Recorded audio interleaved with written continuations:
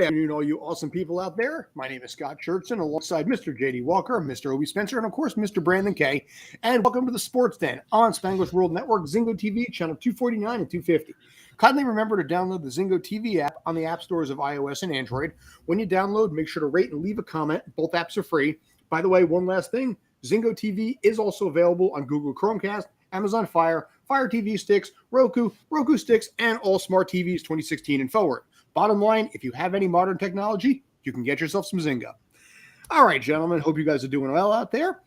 We are going to be covering a plethora of topics today on the Sports Den, talking a little basketball, talking a little Formula One, the age-old debate in the New York area, which team is better, the Yankees or the Mets, and we're going to cover the pitching part of that. That's actually Brandon's topic, so we'll have to see what he has to say on that. But first and foremost, we're going to start off with the NBA playoffs. Yesterday, Steph Curry made some history. Yeah, so Steph is the first person to make 500 3-point field goal attempts, or at this, buckets at this point in the playoffs. And we were talking about this a little before we came on air here. At this point, he's either reaching milestones that nobody has gotten to yet, or he's just piling on top of his own records. And at this point, every year feels like a new historical feat is going to be accomplished by him, and it's great to watch.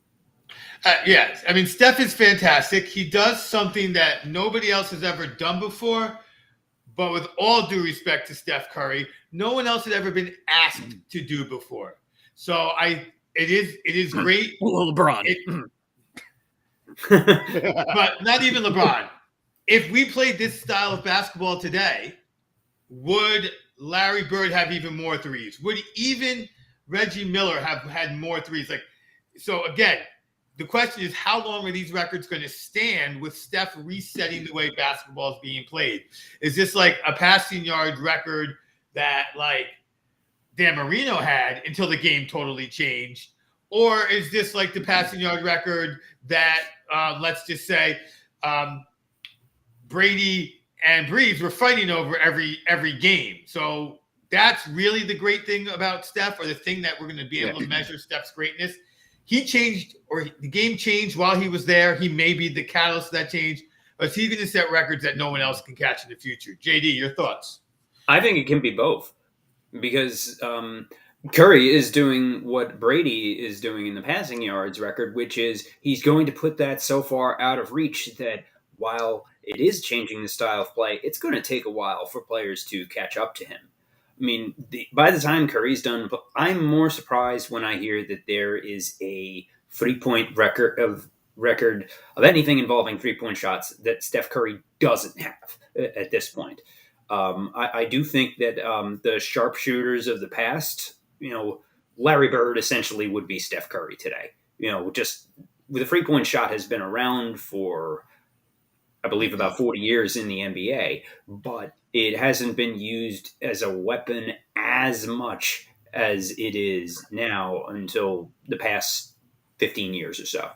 I mean, it's been steadily increasing, but it's going into a whole new territory now. So these 3-point records, I think they will eventually be like looking at passing yard statistics from the 60s and 70s in the NFL, where with the numbers that were top of the league back then are barely league average today.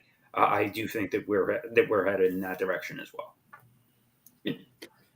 In this case, what surprises me a little bit is the fact that nobody in NBA playoff history ever hit 500 before.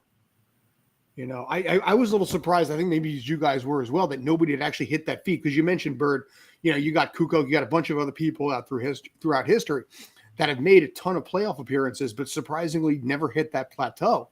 I thought maybe Steve Kerr would, between all of his Bulls runs and his Spurs runs, and stuff like that. And he was in a time period where, yes, he was a 3-point shooter too.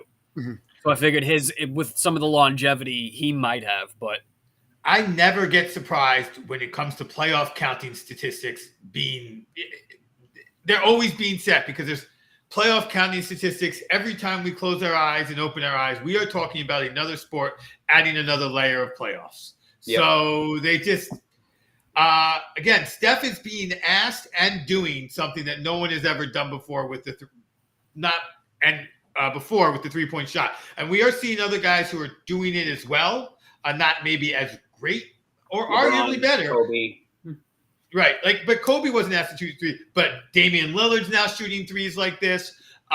We're seeing Trae Young is. Trae Young, right? New guys are coming into these guys who shot like Steph, but they may not have shot as well. They were not asked to lead a team. The game used to be played from the inside out, and now the game's played from the outside in.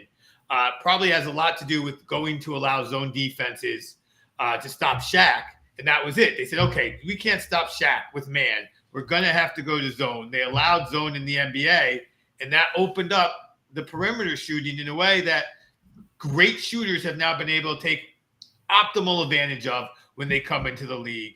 And so you have a guy like Steph, who, by the way, I love. So I'm not trying to denigrate what he did. He's playing the game with the rules they are now. He's being asked to do and doing successfully something that no one's truly been asked to do before. But yeah, I think Dame is doing it. Trae Young is starting to do it. Even Ja may get to that point. Like LeBron shoots a lot of threes, but not as effectively. And he came in still under the idea that my athleticism and the inside game was going to be what dominated basketball.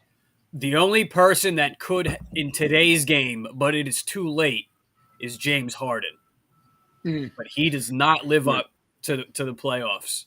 I mean, Steph has had some playoff issues in more singular moments, but as a collective resume, Harden has playoff issues. So it would be him, albeit maybe an injury and stuff like that. But the playoffs, it's not his forte, we'll say. You're right. You could say the same for Durant. Aside from riding Curry's coattails to a few titles, he really hasn't done much outside of that, except for one that would have been a 3-point shot to in the series against Milwaukee last year if he didn't wear shoes that were 2 sizes too big. That's true. Losing a game 7 at home because your foot was too big or your shoe was too big. Yeah, and all of this is, and the game absolutely has changed because you could tell from watching the Last Dance documentaries 2 years ago. You go back and look at the game footage from the 80s and 90s.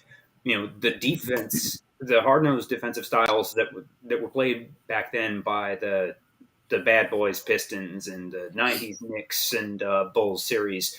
Like these players would be arrested if they played like that now. They'd be charged with assault before the game is even over. But so by changing the zone defense rules to kind of open up the game a bit more and encourage an increase in scoring, which every sport has tried in some form or another. Baseball is currently trying it now, depending on whether or not they feel like juicing the ball, creating more offense. Offense sells tickets. Hockey did it by changing the rules to shaft Martin Brodeur because he was too good at playing the puck, and the Devil's neutral zone trap defense, which won 3 Stanley Cups in the 90s and early 2000s. That was effective, but it was tough to watch if you were not a fan of that team. And Brodeur's puck handling as a goalie.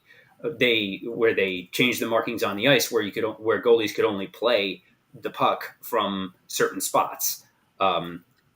It reminds me a lot of the similar discussions now about banning the shift in baseball because players don't know how to hit to the opposite field anymore.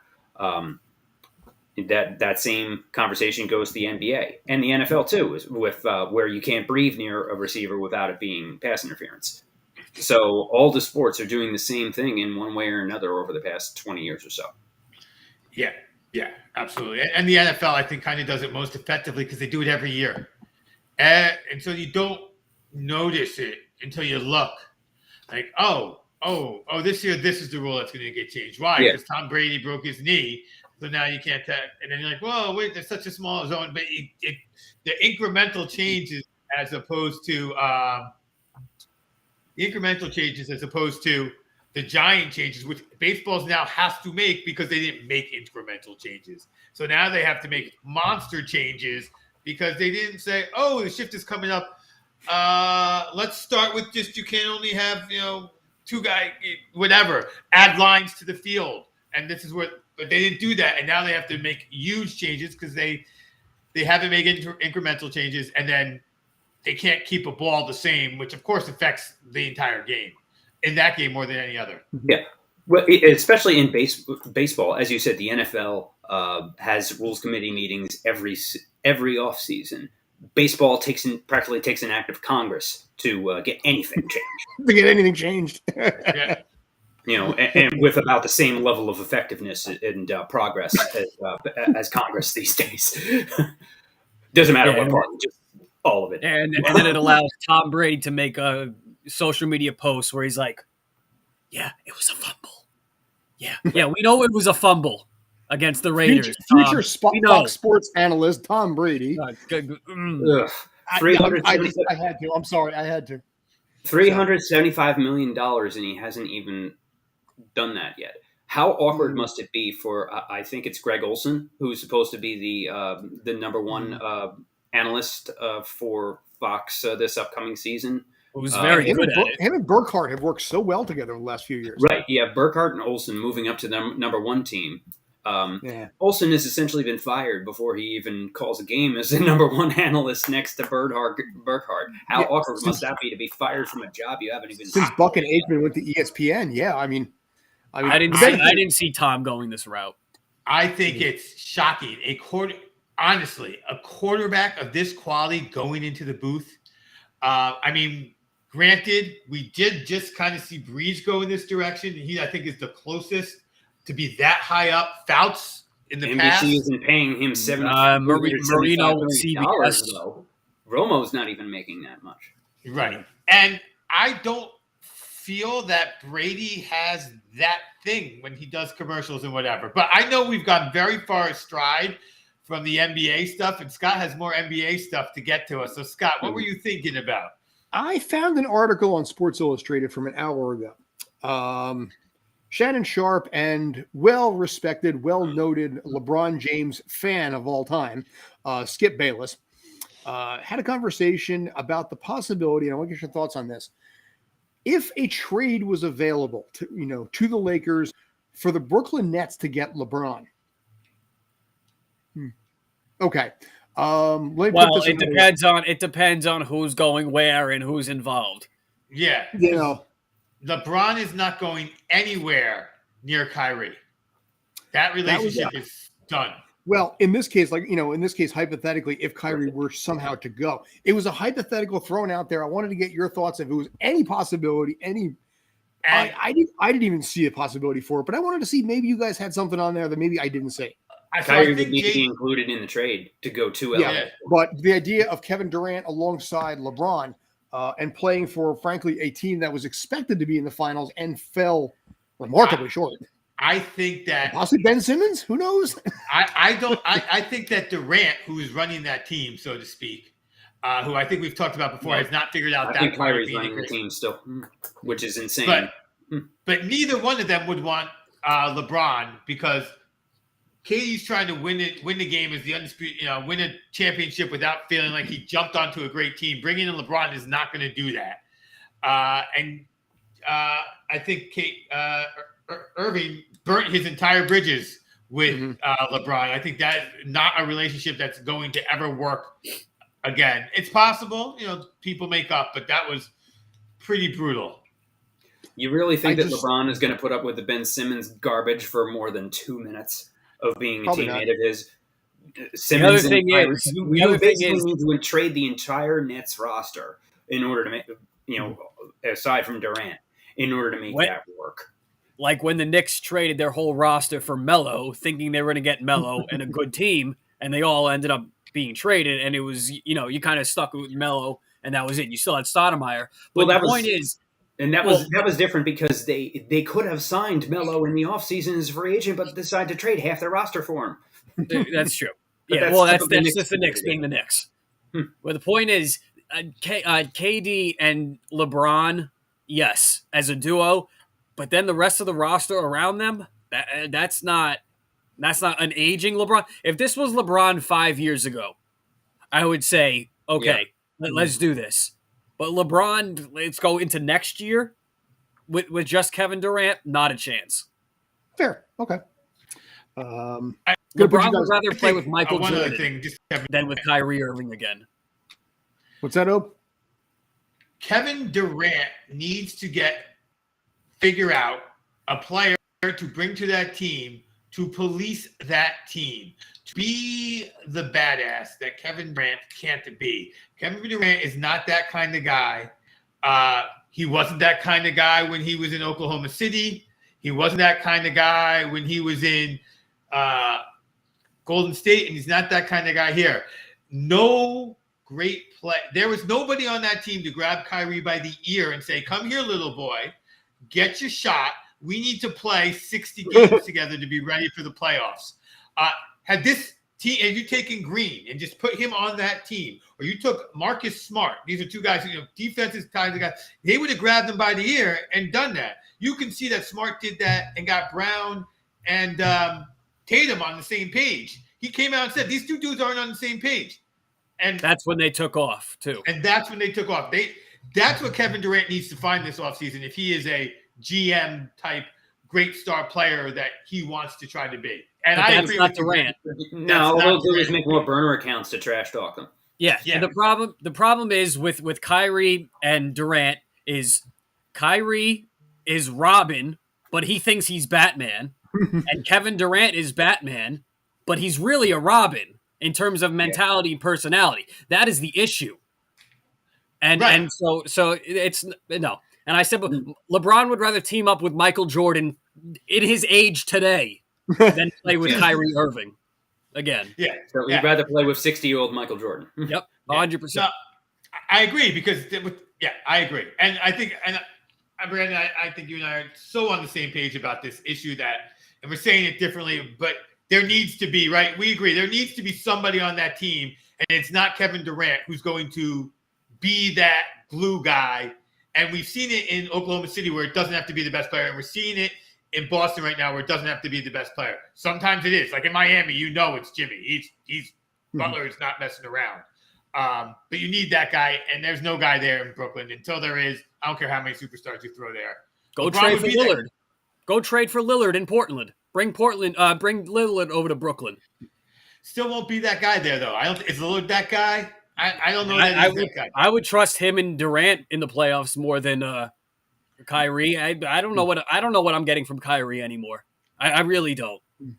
That's for sure. Yeah, Kyrie is an enigma wrapped in a plus eggshell. Plus Lillard's not going to promote himself to team CEO and be the Jerry Jones of the Brooklyn Nets and kind of drive that team into God knows where. So, where does Steve Nash fit into all of this? Granted, most NBA coaches these days are just useless empty suits who can be easily replaced and don't have any real authority over much of anything anymore. Yeah, they're empty polo shirts, I guess, now. Yeah. Because Steve Nash, much like Frank Vogel with the Lakers this year, he seems to have just no control over any of this for a team that he's supposedly supposed to be coaching and, at least have some kind of pulse on the locker room. Or is that just not a thing at all in the NBA anymore? Yeah, but the Nets are maybe Pop and Kerr can do, and Spoelstra can do that. They're the only coaches I can think of off the top of my head. Nets Everybody aren't else throwing the Nets aren't throwing Nash under the bus like the Lakers were with Frank Vogel too. Nash just seems to just be the head coach. Like it's kind of he's just a cog in the machine. He doesn't seem to be a driving force in that organization, and that's also a problem. It's not his fault. It's kind of the hand he was dealt, but it's a little bit he's in over his head. That's what it is too. That's the issue with the Nets in general, is that there is no driving force anywhere. It's not the owner who's just who's Joseph Tsai, Chinese billionaire, just there to count his money. Cool, good for him. You have a coach who's just a part of the machine, yet who's actually running the machine? Kyrie, Durant, Harden wanted out because he wasn't running it. who's running this? Just aside from the Robin that thinks he's Batman and the Batman that is actually Robin. I Yeah, don't right. see anybody else. There's no adult in the room at all. Exactly. And thank you, because that is where I'm saying get a Marcus Smart, get a Green on your team to be that adult, because it's not going to be your best player with either of those two guys as your best player. And it's hard in the NBA to find anyone who's better, honestly, than those two guys to be that guy. And that is what you have going on, is that there is no adult in the room, and no one's willing to find that adult. So they're going to continue to flounder with great names and run into a Boston, a Bucks, And be the only team thus far to be swept. Yeah, yeah. So, Yeah. Yeah. This leads me to another point that I wanted to bring up about how this is a microcosm of just the difference in the playoffs are like night and day between the NBA and the NHL. The Nets were the only team that gets swept in the first round, as you mentioned, but none of the first rounds went more than 6 games. None of them were any upsets. There is no first round. Like, about now is right when the NBA playoffs start to get interesting every year, about midway through the second round. And even so far in the second round, there's been more talk about things happening off the court, like stupid fan behavior in Dallas, or players playing dirty in the Memphis Warriors series, trying to injure each other. But not as much of the stuff on the court. You're starting to see that a little bit. Then you look at the NHL. The New York Rangers are down 3-1 to the Pittsburgh Penguins in the first round after New York had their third best regular season record all time, and second or third best in the league this year, and they're down 3-1 to a Penguins team that is on their third string goalie, Louis Domingue, who was so bad in a cup of coffee with the Devils 2 years ago that they essentially traded him for a bag of pucks after he won 3 games in 16 starts, and he's now on a hot streak, starting from earlier in this series after an injury.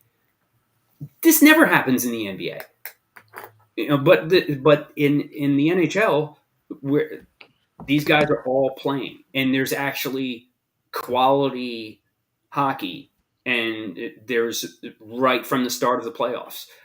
Meanwhile, in the NBA, you have these stupid play-in games where somebody that wins 35 games in the season can somehow get into the playoffs, but they can be the cannon fodder for the number 1 seed.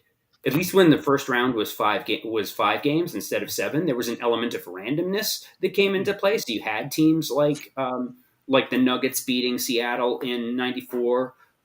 You had the Knicks winning in the late '90s 2 years in a row as a low seed, including making the finals as an 8th seed. That doesn't happen today. There's only about 8 teams that are any good in any given year, yet there's 20 with a chance to make the playoffs. And the rest of the league is actively trying to lose, and the players aren't even trying half the games because of the stupid load management. You have 82 games that are mostly meaningless and 20 teams that have a chance at the playoffs, and there's only 8 of them that are any good. Why? This is all a waste.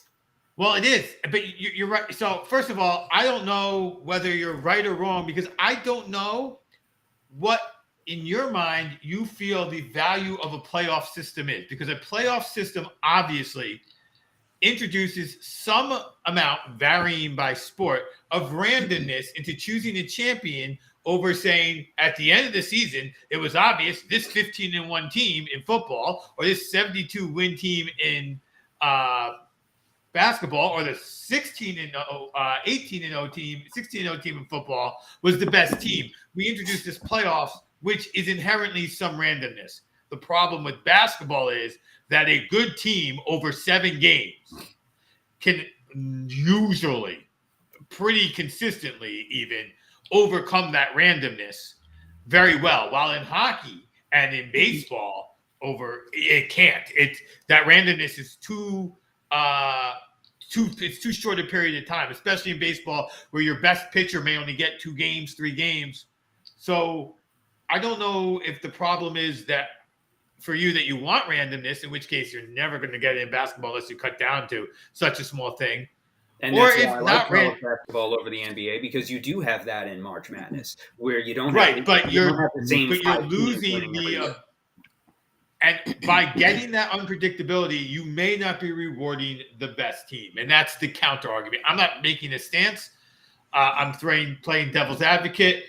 That's my rant on the subject. Scott, what's your rant on the subject? My rant actually is going to go in a little bit of a different direction. You guys, oh my God, I'm losing my voice. Well, can I just say just one last point on the basketball thing, though, just opposed to like a football or NHL? The game within the game of basketball allows for one singular player to be able to take over a game. That is not the case in hockey and football. Yes, a running back or a receiver can go off the chain and run or catch for 200 yards, but you could still lose. Like, the chances of a guy putting up 60, 70, 80 points in a game and losing are very, very, very low. And so that's what I think it is. In basketball, at the end of the day, the best players, the best rosters are still going to float to the top of the chain, and that's it. The only disagreement I have to that, Brandon, is a goalie in the NHL playoffs. Because there have been many times over the years where a usually average goalie or a rookie or somebody will just come out of nowhere and just have a hot streak for several weeks, and then the team will go on a much deeper run than expected. I can agree with that. A few times, but you're right that basketball is easier for one player to take over. And I also say that just because the goalie can't just flat out take the puck out on an open break and go down the ice, so that's the only thing to that. But other than that, Scott, back to you on your train of thought. Yeah, JD, you mentioned Domingue and the Devils and everything like that, and the messages and the conversations that we had as a group yesterday. You referred to the team with the Mickey Mouse organization, which was the the nickname that Wayne Gretzky had given the team back in the early 80s. As a Devils fan for now almost 40 years, the team is actually in existence 40 years next year. This is the biggest effing Mickey Mouse organization I have ever seen come out of tri-state hockey. You know, I have been a fan of this team for a long time. I remember the 80s. I remember how that was a bit of a struggle. But this past decade has been unbridled, unmitigated garbage from this team. You know, go hire Trotz.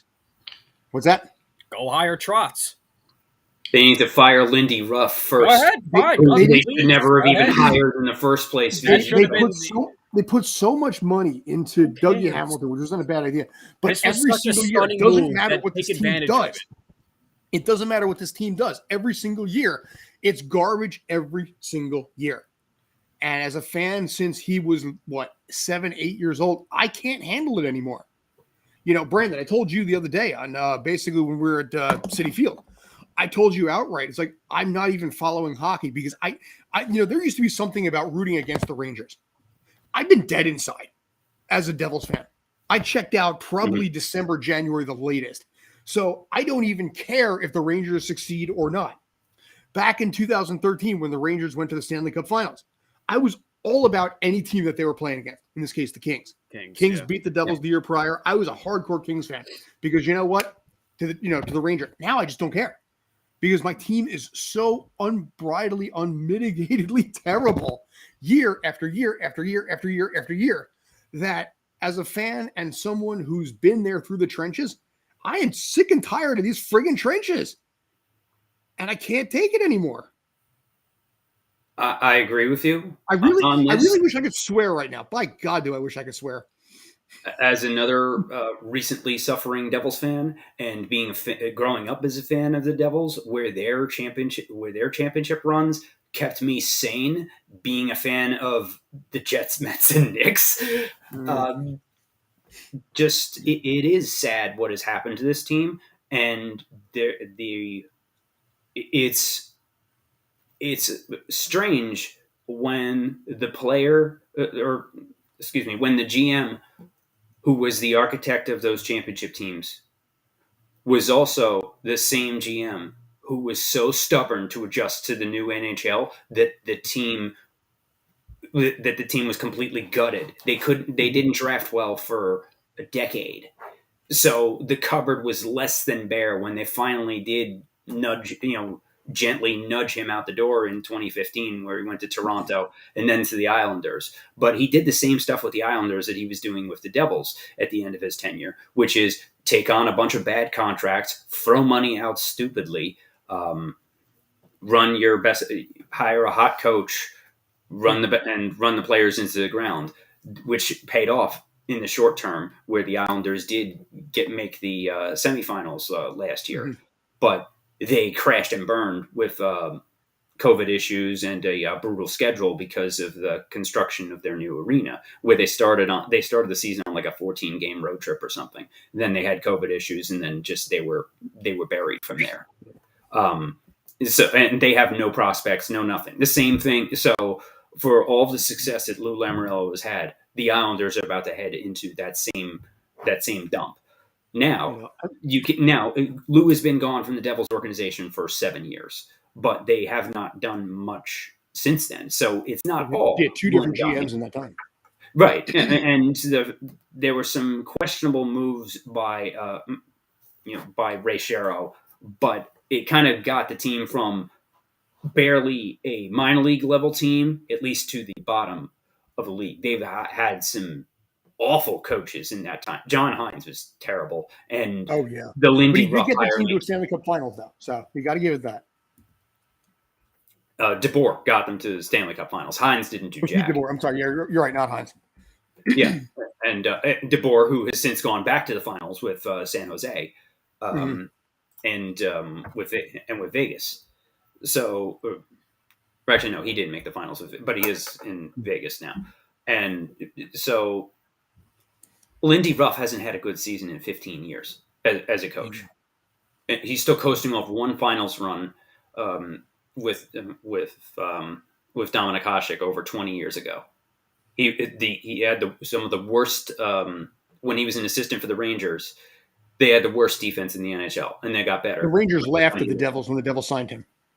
Right, and then they hired Ruff because the two best coaches that were available that offseason, Peter Laviolette and Gerard Gallant, I forget which did which, but one of them told them straight up no, or told the Devils straight up no, I'm not coming. The other one put a salary number out there that was so ridiculously high that the Devils said, yeah, no way.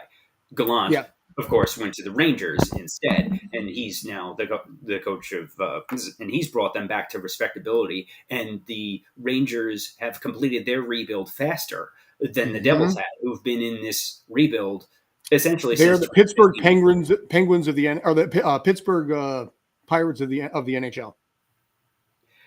It's not quite at that point, but definitely is getting there. And as an afterthought in the New York in New Jersey sports market, where they don't even have a dedicated beat writer from any newspaper, website, or other publication, including the New Jersey specific papers too, the Ledger, the Record, and things like that. Right, they don't even have a dedicated guy.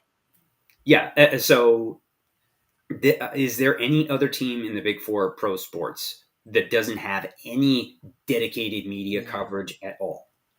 Other than the New Jersey Devils currently. That is sad. And it's also worth noting that Harris Blitzer also owned the 76ers. So they went through the same thing. Trust the process. Well, the process is happening with the Devils. Supposedly, let's see if Nico H.E.R can actually stay healthy for a whole season.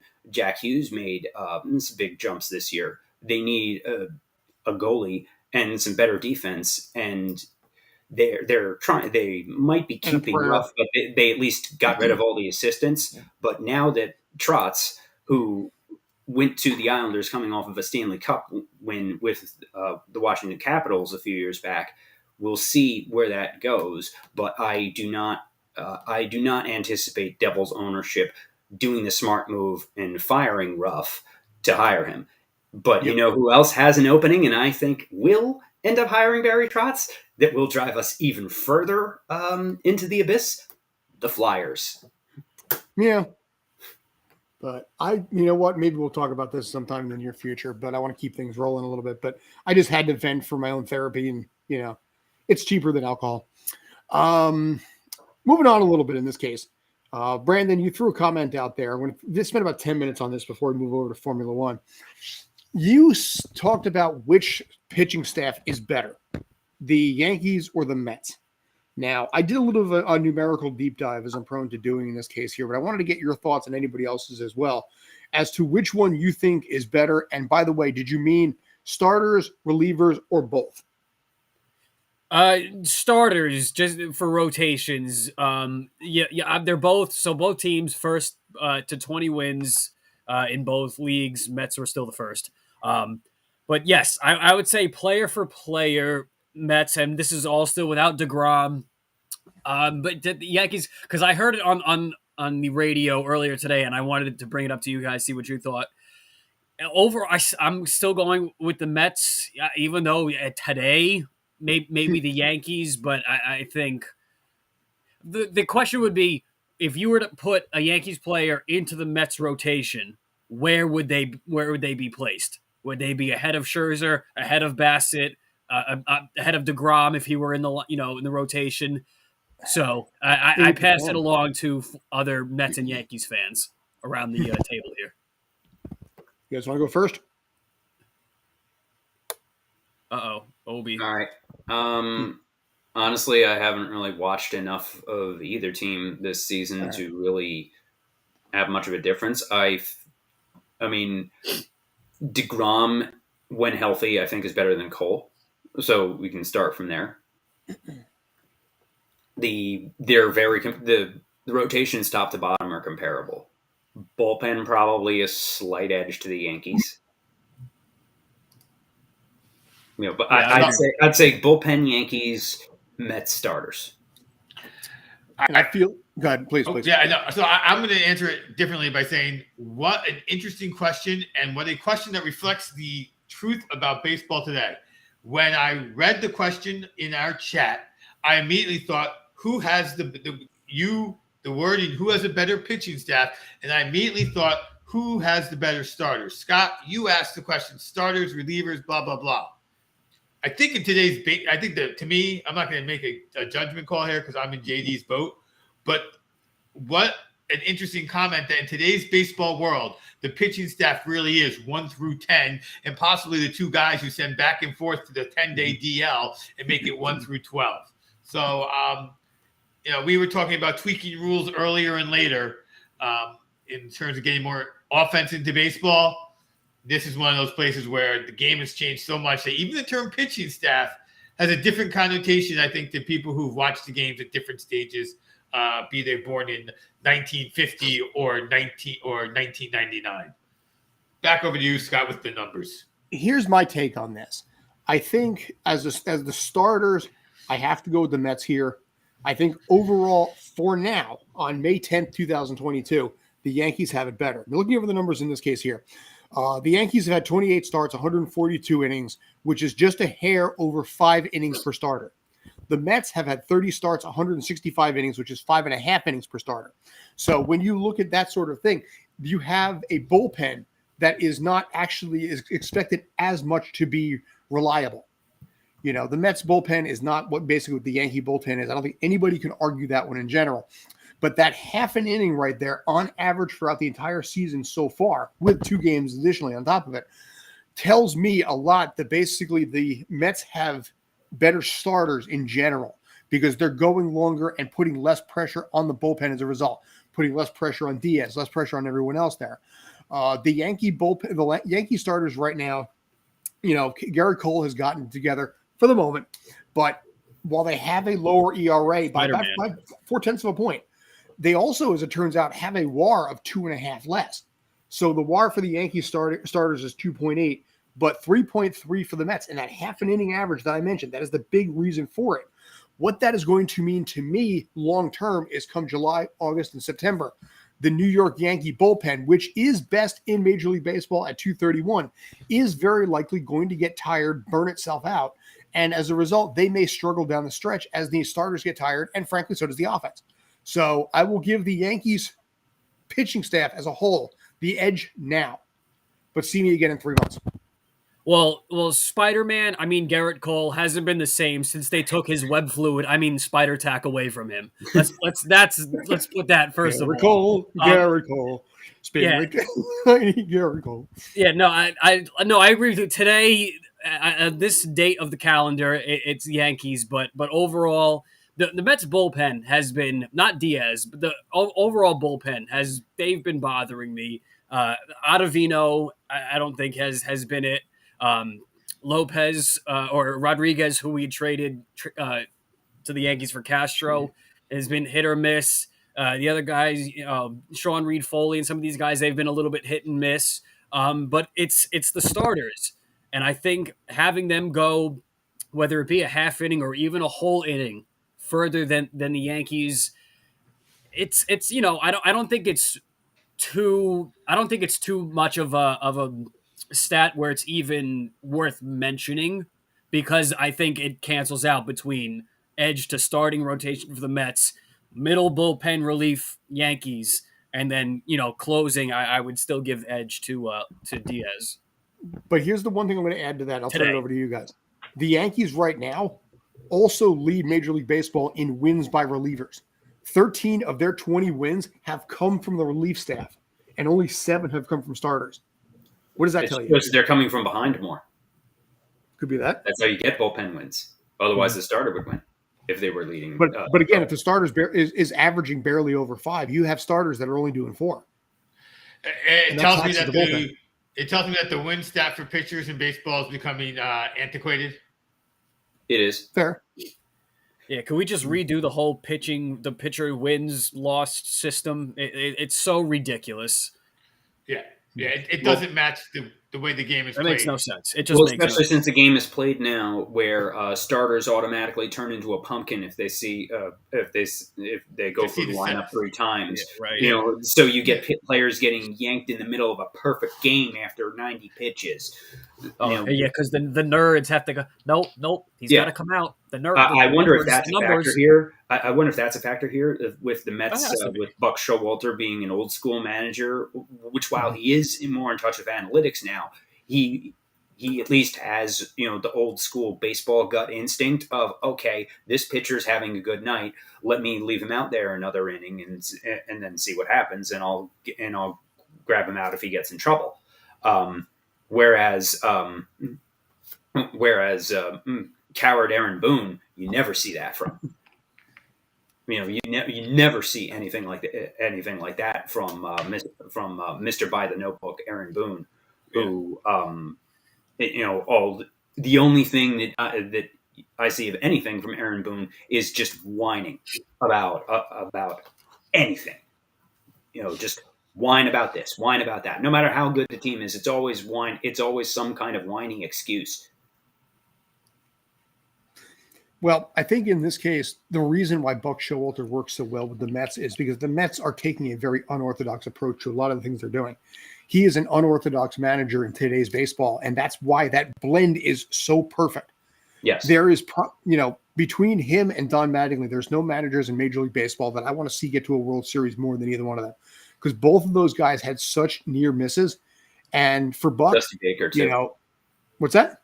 Dusty Baker too. Dusty Baker's been to just the win. But he's been to a World Series. Right. He just hasn't won. Yeah. But I was gonna say, but Buck and Don Mattingly, they never got there. Even when Mattingly was bench coach and hitting coach, they came close, but they never got him there. Dusty Baker, I would put him in third, but he at least got to a dance. Yeah, well, look, funny enough, just back to our comments that people don't see, he got to a dance with the best player in baseball by far, having one of his best periods of his career. Mm-hmm. We can argue about how he got there and how we feel about that. And he didn't win a World Series. And that, although we were talking about Ernie Banks and talking about Mike Trout now, that is a thing about baseball that has never changed, is that you can have great, great players who never get a championship. Ted Williams, I think Will Clark did get one, I'm not sure. Ken Griffey Jr., the best player in baseball does not get his team, is not able to put his team on his shoulders like the best player in basketball and even the best player in football if he's your quarterback. If he's a different position, then you need more people to help him out. But that is why the All-Star game used to be about making sure every team got a guy on, because there were great players that you wouldn't see otherwise. Now you at least get to see them.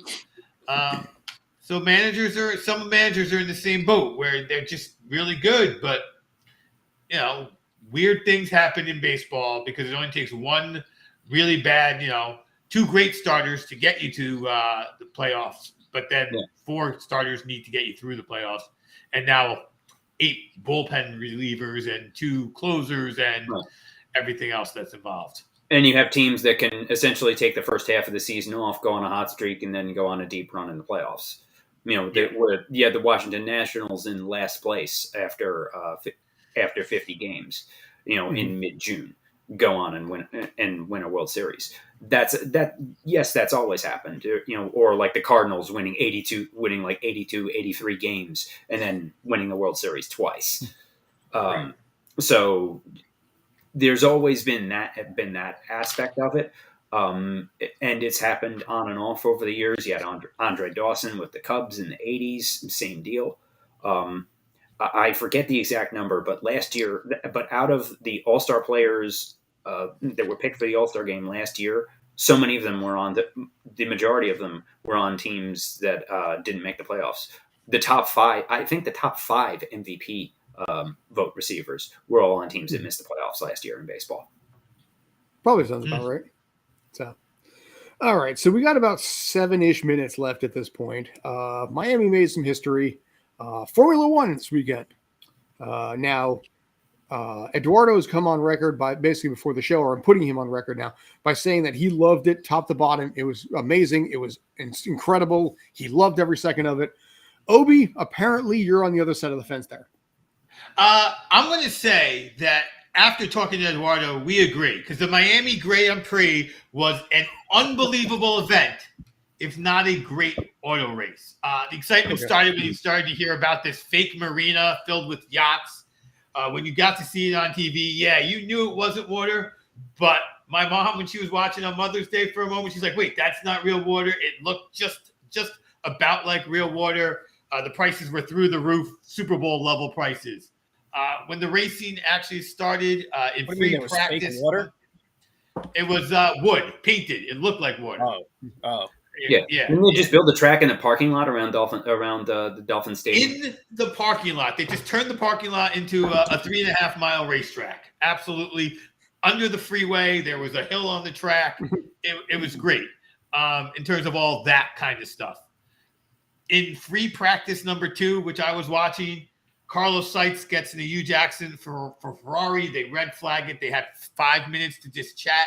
At that exact moment, Mario Andretti was in the booth with the commentators, and so they got to interview him without talking about the race straight up. He gets to tell us that Michael Andretti, Racing from America, is trying to get into F1. He wants to bring in an American driver on an American team, which F1 is just continually trying to get done. And he doesn't pull any punches. He's like, it's the teams that are in now. They have to approve us. Everyone else has done it. The teams have to do it. Put all the pressure right on the teams. That was great. That bit of intrigue. We'll see how that goes for those of us watching. The other big news that came out of that free practice number 2, that's just an hour of them whipping around the track. George Russell gets the fastest time, putting Mercedes out there. It looks like qualifying is going to be 3 teams, 6 racers. Super exciting stuff. So again, the excitement is building and building. You get to the qualifying. Ferrari gets 1-2, putting Verstappen on the back foot. Last year's champ struggling. Lewis Hamilton qualifies ahead of Russell finally. He's sitting there on the 3rd row with Alfa Romeo's Bottas. All wonderful stuff. And then the race starts. You get all these celebrities, as Eduardo was talking about, the English guys going, it's all the English. We get the whole English thing. He's going up and down the track trying to talk to celebrities. Half of them don't want to talk to him. They show this piece with again, I wasn't listening, just watching. So it's got Hamilton and Brady and Beckham as okay, and I think So I know you're talking about how Brady gets to sit there and go, "Hey, I'm the least famous," but I'm watching and going, No, I get to sit there and say that. Yeah, Brady's the least famous, and that's what you've been saying. But I'm watching, going, are Brady and Hamilton looking at Beckham, going, it's better to win a lot than just to be good looking. But I don't know what they were fully talking about. But then the race starts, and in the start, Verstappen passes Seitz, so he's in number 2. By lap 9, he passes Leclerc. He's in first. By lap 41 and 57, he's 7 minutes and a half ahead. Fortunately, there's an accident, gets us a yellow flag. We get the pace car out, brings everyone together. And for 2 or 3 laps, it looks like Leclerc has a chance to pass Verstappen. But by lap 50, the race is over. Verstappen has a lead. Unless we get another yellow flag, it's not happening. Overall, what we learned is that the straight line speed of Red Bull is just too fast on that track, and it may be continuing. Verstappen finishes races, he wins the race. Last year, he won out when he was able to finish almost all of his races. Finishing races has been a problem for him and Red Bull, but they may finally have gotten over their reliability issues. So for Red Bull fans, that's a big deal. And then the other thing that went on is that George Russell finished 5th. He's the only driver to be in the top 5 for every race this year. And beat Hamilton again, and actually passed Hamilton towards the end of the race. Now, there was lots of talk. Hamilton, is he? Will he? Won't he come back? I'm not in the man's head, but I do know this. He has the yellow antenna on his car. It's like the only way you can really tell the 2 Mercedes cars, any 2 cars apart for the same team. Traditionally, this has gone to the second driver. I don't know if that was intentionally done by Hamilton, like they say, to match his helmet, or if he knows his mindset wasn't there. So with that, that's my Formula One wrap-up. I give it to you guys to give proper sign-offs in our last 2 minutes. Thanks for hearing me out. Oh, no. Our privilege. I know you've been wanting to do that, and it's well earned on this side. So, all right, we got to wrap this up. Brandon, JD, do you have any final thoughts? Brandon, you can go first. No, I just got Heat and Sixers. We have Game 5 tonight. After both teams defending home court, we have Embiid back. I do want to say, Obi, I do want to get your thoughts on this. Are you more concerned, or do you trust Harden's playoff inconsistencies more than Heat's 3-point shooting slumps? Because I think the Heat are going to get back into shape tonight, get this series back on track. The old saying in the NBA playoffs is the series doesn't start till the home team loses. I think he takes this in 7. I do not trust James Harden at all. So that's my unfortunate, heartfelt feeling. We're going to take it 7 now that Embiid's back. We're going to win when we come home. He's just too good. And he's probably real angry about not winning the MVP. So I feel the same way about that. Embiid is going to be on the warpath after not winning the MVP. I think, but I do think that Miami wins tonight. And sets up for Game 6 back in Philly. And make our coaches wear suits again. I will say that continuously. At least for the playoffs. Especially for the playoffs. Get NFL coaches in suits. NFL coaches look homeless. Hey, back in the day, it was classy, but today it doesn't translate. Only Could you imagine baseball. Could you imagine baseball? Yeah, baseball manager in a suit today? Nope. See George Carlin's rant about sports. For basically how coaches are on that one. Anyway, we got to wrap this up at this point. Thank you, Brandon. Thank you, Obi. Thank you, JD. 7 o'clock tonight, Tales from the Film Set. We are doing 100% top to bottom, full spoiler review of Multiverse of Madness.